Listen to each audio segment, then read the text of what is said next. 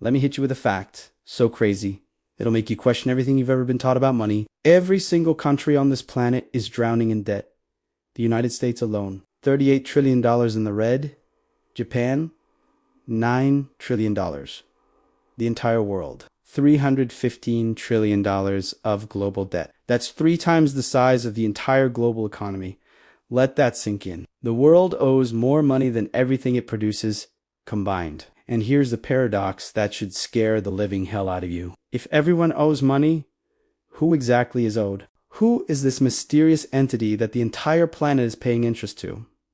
The answer is not what you think. When you trace the money, when you follow the chain of creditors, when you dig all the way down to who actually holds all that debt, you find something deeply disturbing. The world doesn't owe money to some alien civilization or a secret island of billionaires or a shadow government. The world owes money to itself. But here's the kicker. This wasn't an accident. This system wasn't created by chance. For men, for bankers, spread across 3 centuries, they designed this entire machine on purpose. They built a world where debt can never be fully repaid, where governments are forced to borrow forever, where interest flows nonstop, straight to the top, and where the very people who built the trap profit from every single payment, every single crisis, every single taxpayer bailout. This isn't some tinfoil hat conspiracy theory. This is documented history. The meetings happened, the contracts exist, the financial mechanisms are public record, and once you see exactly how they built this prison, you'll finally understand the truth. That $38 trillion US debt, it's not a problem to fix. It's not a mistake. It's not incompetence. It's the system working exactly as it was designed. Today, I'm going to show you the 4 architects, the 4 pivotal moments when the global debt trap was engineered, and why every government on Earth is now stuck inside it with absolutely no way out. Let's go all the way back. Before 1694, before the modern financial system even existed. Back then, kings and queens borrowed money the old-fashioned way. If a king needed cash for a war, he'd go to rich merchants or nobles. He'd promise to pay them back with interest. If he couldn't pay, he defaulted. The lenders lost their money. The king would just go borrow from someone else. It was risky for lenders, embarrassing for kings, but it was contained. Debt was temporary. You've either paid it off or you've defaulted, and the system reset. Everything cleared. Then one man changed everything. His name was William Paterson. He was a Scottish merchant, a financial schemer, a guy who'd tried and failed over and over to get rich quick. Then, in 1691, he had an idea that would reshape human civilization. At the time, England was at war with France. King William III was desperate for money. The treasury was empty. Tax revenue couldn't cover the war. Traditional lenders refused to loan more cash because England had defaulted before. Paterson walked up to the king with a proposal. He said, "I'll round up a group of wealthy merchants. We'll lend your government £12 million, adjusted for today. That's roughly $300 million, a massive fortune back then." But here was his insane, world-altering innovation. The loan would never be repaid. Not the principal. Not ever. Instead, the government would just pay interest for every percent a year. And to run this whole setup, Paterson proposed creating a brand new institution, the Bank of England. The mechanics were revolutionary. Merchant lenders would hand over their gold to the Bank of England. The bank would lend that gold to the government. The government would pay annual interest from tax money. The bank would pass that interest straight to the merchants. But the critical rule, the government would never pay back the original loan. The debt was permanent. You might be thinking, why would any merchant agree to that? Simple. The interest payments were guaranteed by Parliament, backed by the government's power to tax its people. As long as England could tax citizens, the money kept flowing. And the banknotes the lenders got paid 8% interest on £12 million every single year, forever. That's £96,000 a year, forever. The merchants basically bought a lifetime annuity from the government. As long as England existed, the cash flowed if they wanted their gold back. They just sold the banknotes to someone else. The debt was transferable, but never repayable. But Paterson's real stroke of evil genius The Bank of England was given the right to print paper money backed by government debt. They could create new money up to the value of the loan. They turned debt into money. The more the government borrowed, the more money could be created. Let me repeat that. Government borrows, gives, never pays back. The principal gives, pays interest forever, gives, and the debt itself becomes currency. If you're a banker, brilliant. If you're a taxpayer, catastrophic, because you're paying interest on a debt that will never go away. Within 50 years, every major European power copied the model. France created its own system. The Netherlands formalized it. By 1790, the brand new United States copied it directly. Alexander Hamilton explicitly modeled America's financial system on the Bank of England. Permanent debt, interest paid from taxes, bonds traded like money. Patterson died in 1719, not even that rich. But the system he built, it's still here. Over 300 years later, the Bank of England still exists. British national debt has never been paid off. It's been refinanced, rolled over, expanded, but never eliminated. The first lock of the debt trap clicked shut in 1694, and every government since has walked right in.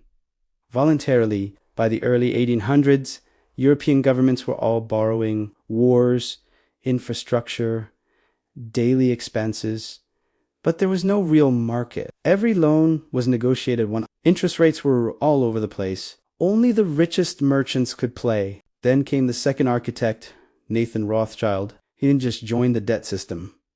He industrialized it. The Rothschild family started as money changers in Frankfurt. By 1800, the 5 Rothschild brothers ran banks in 5 major European cities: London, Paris, Frankfurt, Vienna, and Naples. Their network was unbeatable.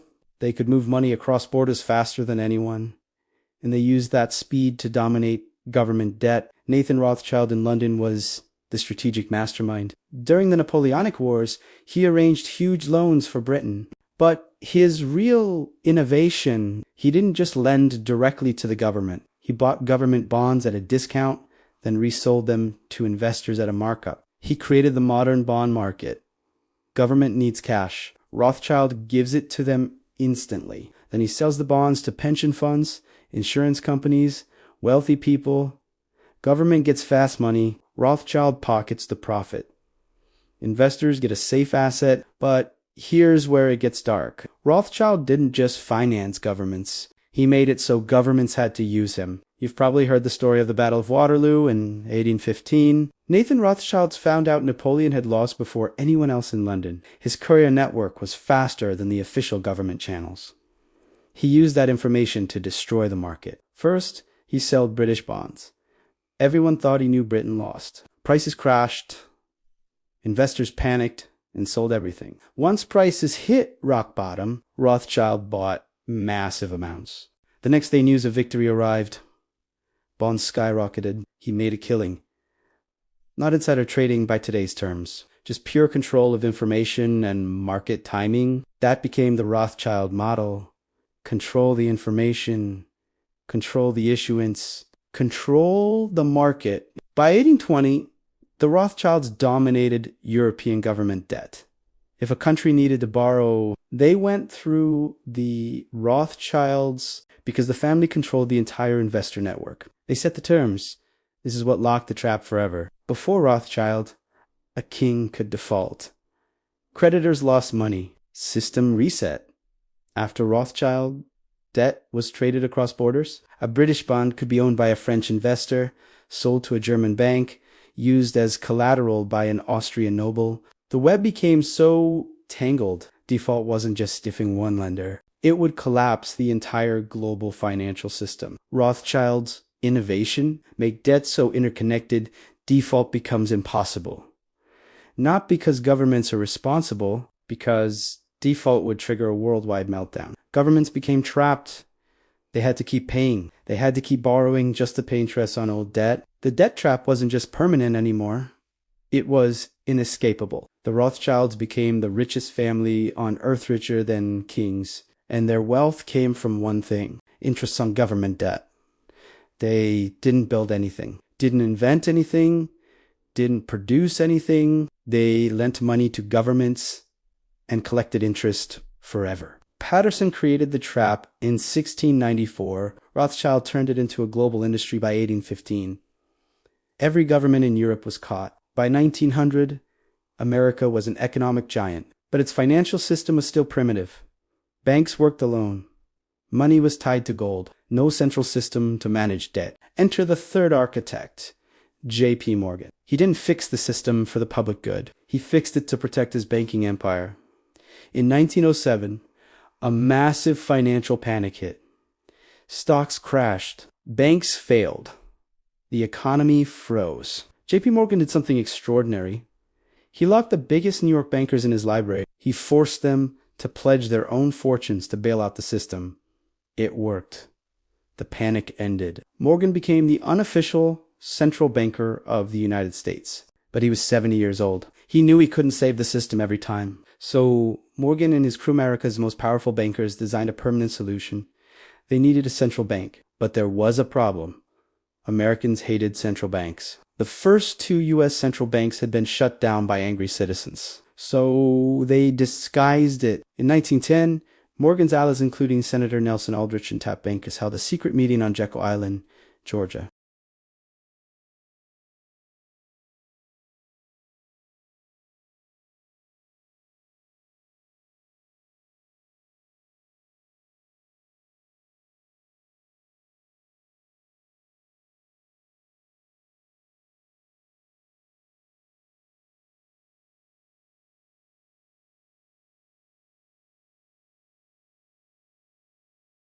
For rainy days, they designed what would become the Federal Reserve.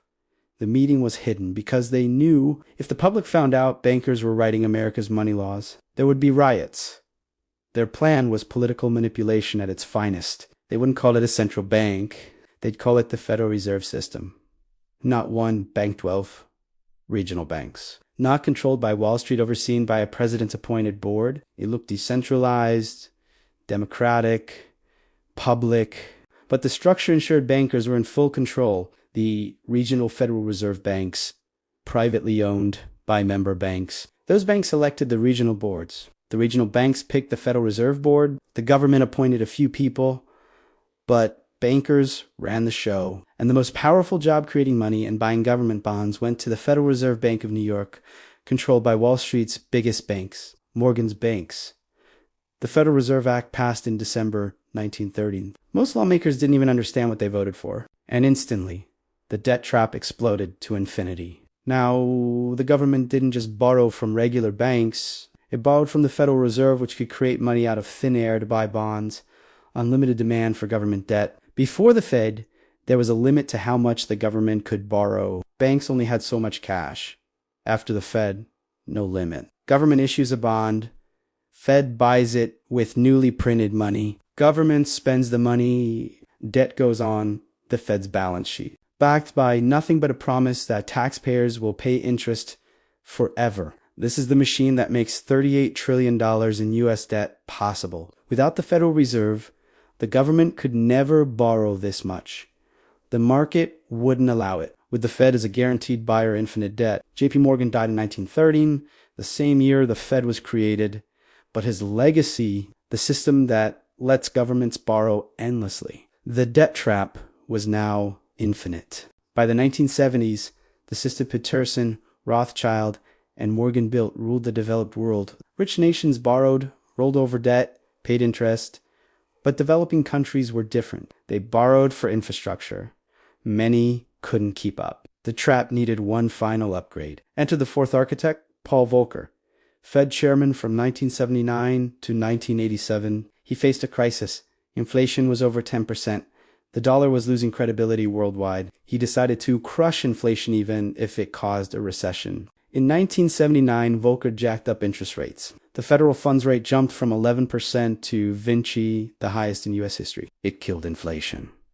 But it destroyed developing nations. They'd borrowed billions in the 1970s when rates were low. Now their interest payments tripled. Mexico owed $80 billion. Brazil $60 billion. Argentina $40 billion. They couldn't pay. The interest alone was more than their export income. In August 1982, Mexico announced it could not make payments. Default. This should have collapsed the global banking system. American banks had lent most of that money. Citibank, Bank of America, Chase all would have collapsed. Volcker had a choice. Let the banks fail, let the market reset, let debt get forgiven. He chose differently. He organized a bailout through the IMF. The IMF would lend Mexico, Brazil, Argentina, and others just enough money to keep paying interest to American banks. These were called structural adjustment loans, and they came with brutal conditions. Cut government spending, privatize state assets, open markets to foreign investment, devalue your currency, basically give up your economic sovereignty just to keep paying interest. Here's the scam. The IMF loans didn't reduce debt. They just rolled it over, made it permanent.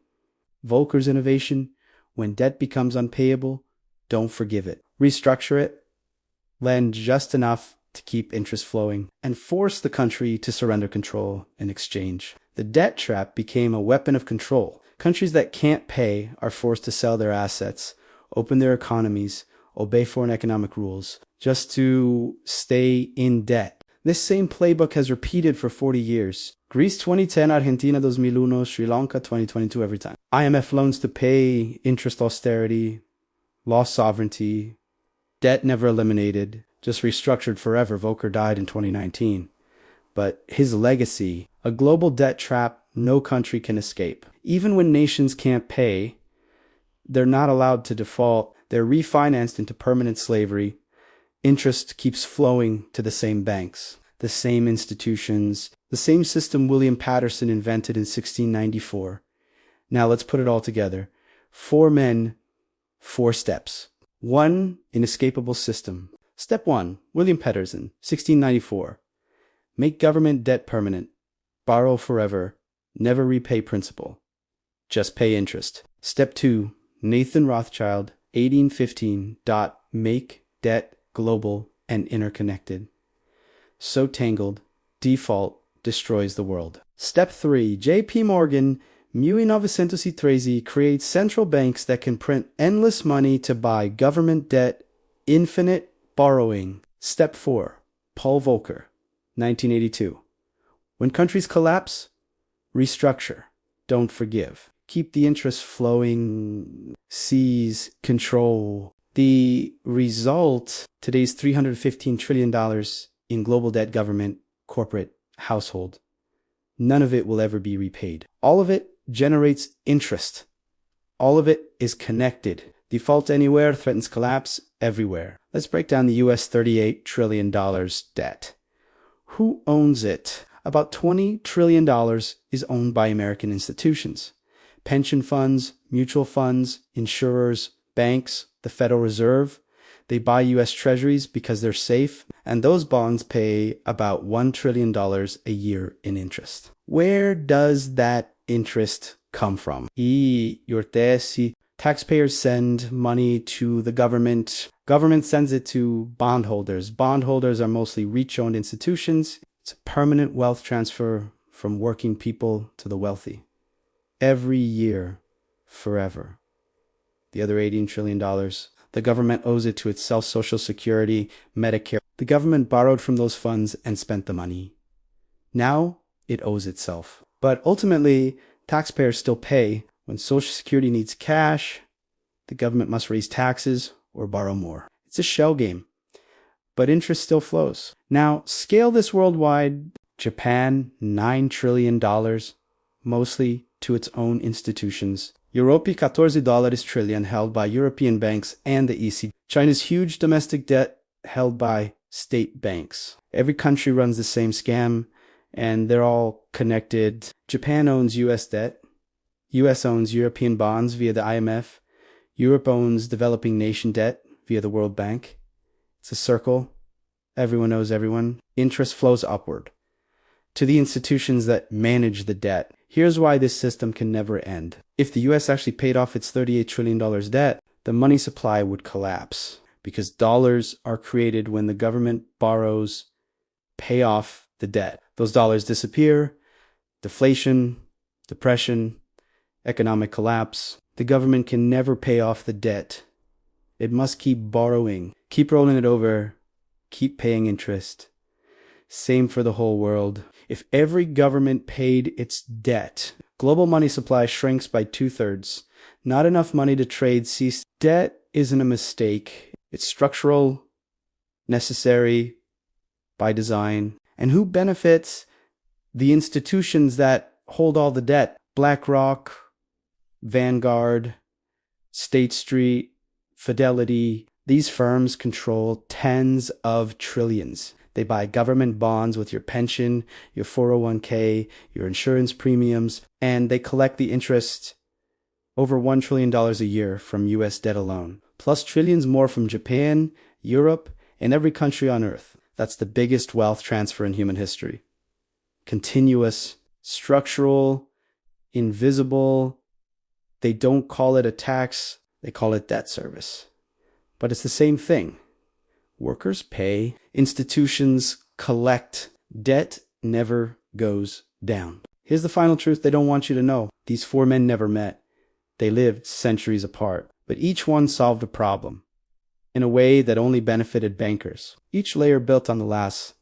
Patterson, permanent debt, 1694. Rothschild, global debt, 1815.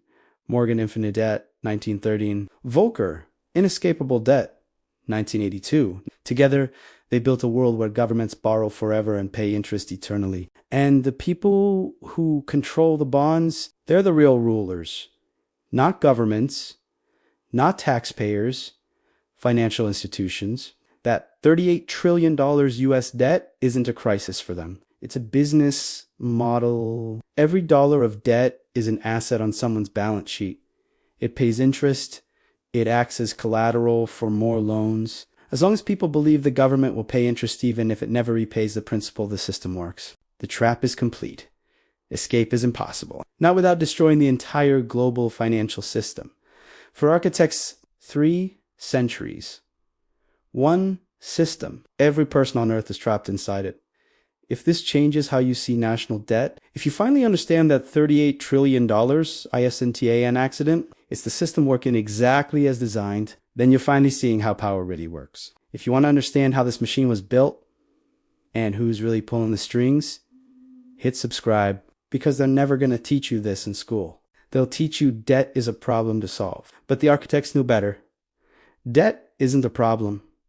It's the foundation. And interest, it's just the rent we all pay to live in their system.